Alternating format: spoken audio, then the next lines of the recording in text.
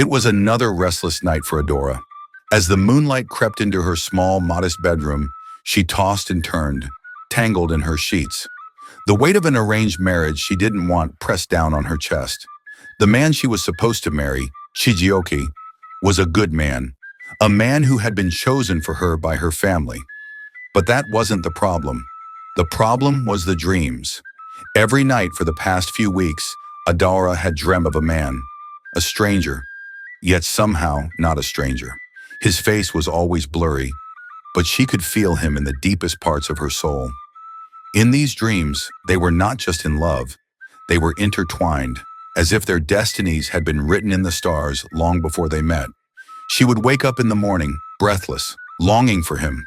But when she opened her eyes, there was only Chijioke beside her, his face a stark reminder that her life had been arranged long ago.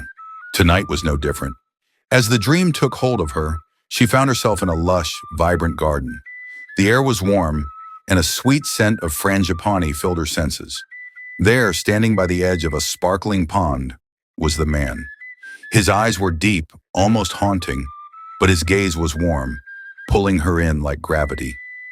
"Who are you?" Adaora whispered as she stepped closer, drawn to him like a moth to a flame. "You know me, Adaora," he replied softly, his voice soothing and familiar. "I've always been with you, even before this life." Her heart skipped a beat. Before this life? How could he know her name? They had never met, at least not in this world. "Who are you?" she repeated, the urgency rising in her voice. But before he could answer, the dream began to dissolve. The colors faded, the sounds blurred, and Adaora woke up, gasping for air. She reached out, half expecting to feel the man's presence beside her. But there was only the cold emptiness of her room. She sat up, her heart racing. This was not the first time. This strange man had appeared to her in her dreams again and again. But who was he? And why did she feel like she knew him? Her mind raced with questions, but none could offer her any answers. The following day, Adaora sat at the edge of her bed, staring at the walls of her small village home. Her parents were out, making preparations for the upcoming traditional engagement ceremony, and Chijioke had already left for work. But today, Adaora could not shake the feeling that something wasn't right. The dreams were becoming more vivid, more real. The man from her dreams was invading her waking life. She needed to understand what was happening, to get some clarity. That afternoon, Adaora made her way to the village square, where an old woman, Neka, known as a seer, lived. Neka was said to have the ability to peer into the spirit world, to see what was hidden from ordinary eyes. Some called her a witch, but others, like Adaora, believed she had knowledge that could unlock mysteries beyond the mortal realm. When Adaora reached Neka's small hut, she hesitated for a moment. Neka's reputation wasn't without its rumors, and Adaora had heard strange stories about her abilities. But there was no time for fear. Adaora needed answers. "Come in, child," Neka's voice crackled from inside. The door creaked open, revealing the dimly lit room. The air was thick with the scent of incense and herbs. Adaora stepped inside. Neka sat in the center of the room, her frail body draped in a brightly colored wrap. Her eyes were closed, but Adaora could feel the weight of her gaze. "I've been having dreams," Adaora started, her voice trembling slightly. "Dreams of a man. I don't know who he is, but I feel like I've known him forever. Every night I dream of him, and it feels so real. What does it mean?" Neka opened her eyes slowly, and Adaora saw something that made her heart skip. It wasn't just the knowing look that struck her, but the sadness in the old woman's eyes. "Your dreams are not mere fantasies, my child," Neka said softly. "They are memories. Memories from another life." Adaora blinked, her mind racing. "Another life?" Neka nodded. "Yes, you have lived before. In another time, in another body. And in that life, you and this man, you were meant to be together." Adaora shook her head, disbelief clouding her thoughts. "But that's impossible. I've never met him. How could this be true?" Neka's gaze softened. "It is true, child. Your soul is tethered to his, bound by fate. But in this life, you are not together. There is a reason for that. You are about to embark on a journey where your choices will determine whether your love can transcend time."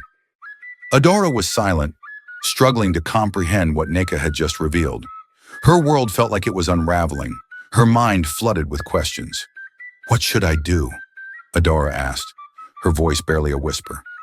Neka smiled faintly, her eyes reflecting a deep sadness. "You must choose. The path of fate has led you here, but whether you choose to follow, it is up to you." Adaora left Neka's hut in a daze, her thoughts spinning. The idea that she had lived before, that her soul was bound to a man she had never met, felt impossible to grasp. But Neka's words echoed in her mind like a haunting lullaby. Memories from another life. Could it be true? Was she just imagining things? Or was there something deeper at work? The next few days passed in a blur. Adaora couldn't focus on anything, not the preparations for her marriage, not the smiles from her family as they looked forward to her future with Chijioka. She was consumed by the thought of the stranger in her dreams, the man she had never met but somehow felt connected to.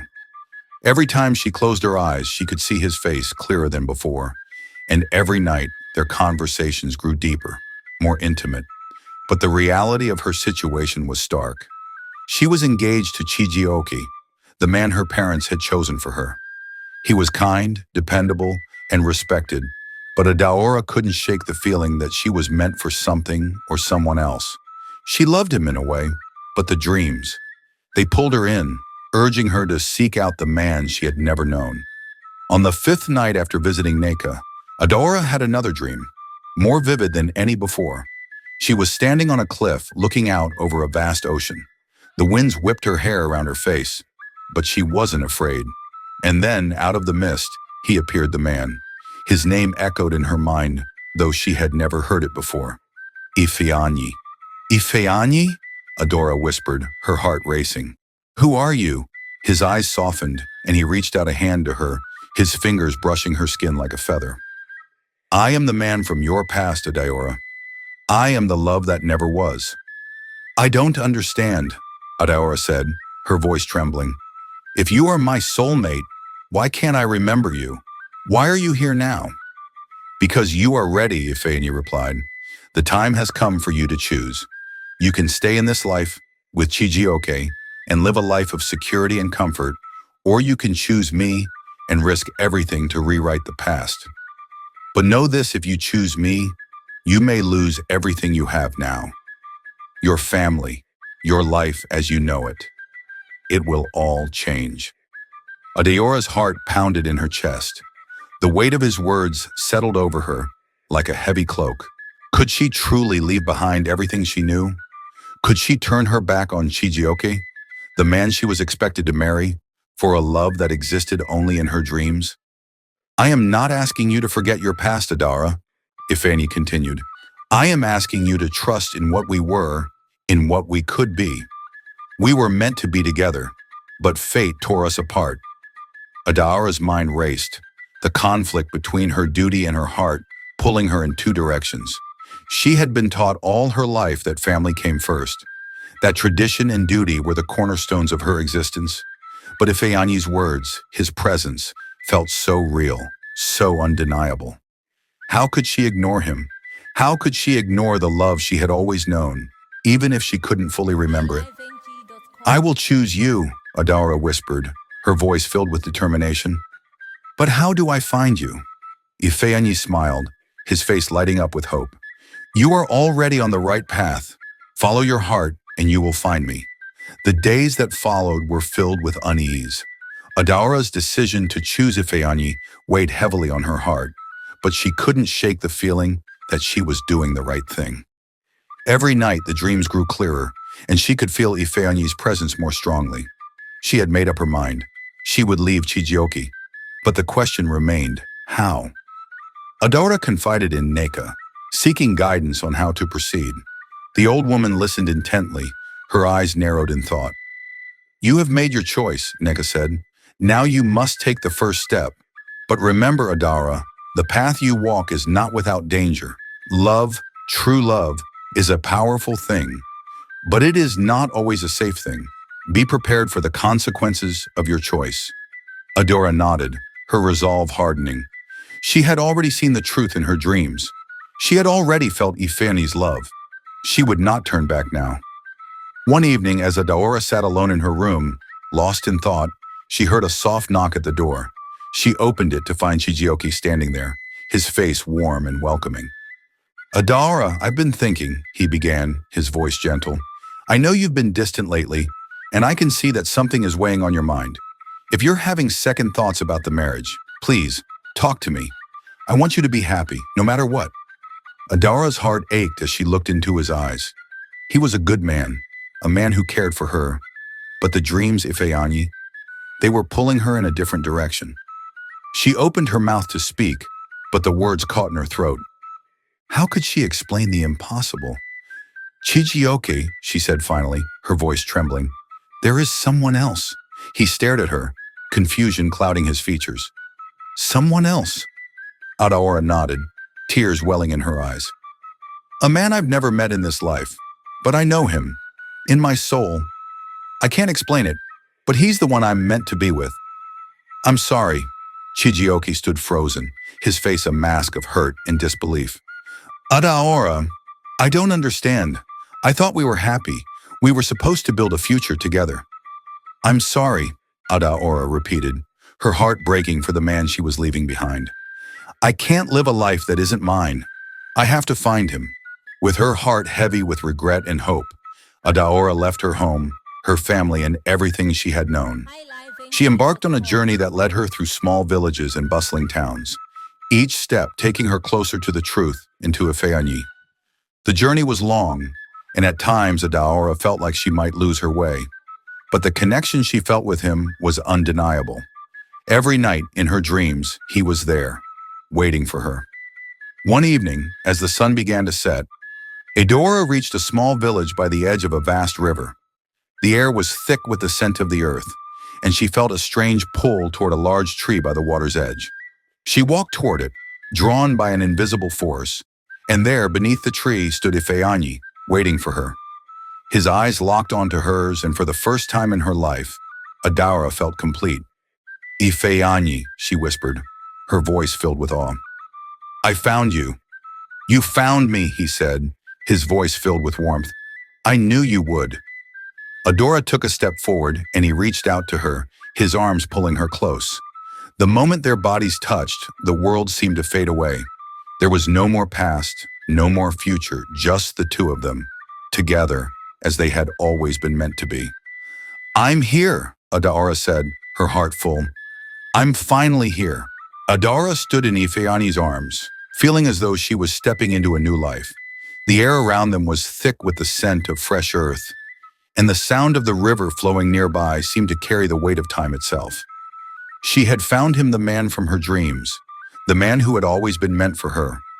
It was almost unreal, but in that moment, she couldn't deny the deep connection she felt with him. Ifeanyi, how is this possible? Adaora asked, her voice full of wonder. How could I have forgotten you all this time? Ifeanyi smiled softly, his hand brushing a strand of hair from her face. In another life, we were together, Adaora. The gods of fate allowed us to meet in this one, but the path was never easy. It was always meant to be this way, that we would meet again when the time was right. But there are consequences to every choice. Adaora's brow furrowed as she took in his words. Consequences? Yes, he said, his tone serious now. You left behind a life, a family, and a man who loved you. You made a choice to follow your heart, but not everyone will understand or accept it. There will be those who seek to tear us apart. Adora's heart sank as she thought of her family, the village that had once been her home, and Chijioke, the man she had left behind. But she had made her choice. She could no longer ignore the pull between her and Ifeanyi, no matter the consequences. I will face whatever comes, Ifeanyi, Adaora said, her voice steady. I've chosen you. I won't turn back. He nodded, his eyes filled with pride. Then we must be strong, Adaora. Together we can face anything. As the days passed, Adaora settled into her new life with Ifeanyi in the village by the river. It was a quiet, peaceful place, far from the bustling towns and the pressures of her old life. They spent their days together, talking, learning about each other, and rebuilding their bond. It was everything Adaora had ever dreamed of. And yet, there was always the nagging feeling in the back of her mind that their love could be shattered at any moment.